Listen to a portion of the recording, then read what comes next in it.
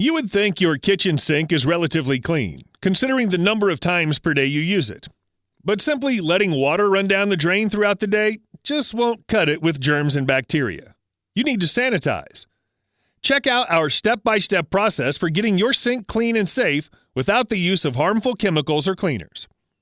The products you're going to need are liquid dishwashing soap, distilled white vinegar, and baking soda. The tools you're going to need are an old toothbrush and soft sponge.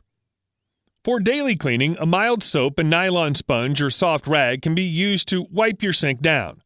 An all-purpose cleaner can be used in a pinch, but it's important to avoid ammonia, bleach, or abrasive cleaners on stainless steel. Abrasive sponges should also be avoided. All of these can alter the sink's finish. First of all, thoroughly rinse out your sink. If you have a stainless sink, salt and acid in food can potentially damage the finish. So it's important to rinse food and liquids to prevent pitting. Next, sprinkle baking soda onto the surface. Work it into a paste by adding a little water, and then rinse thoroughly. Thirdly, line the sink with paper towels soaked in white vinegar.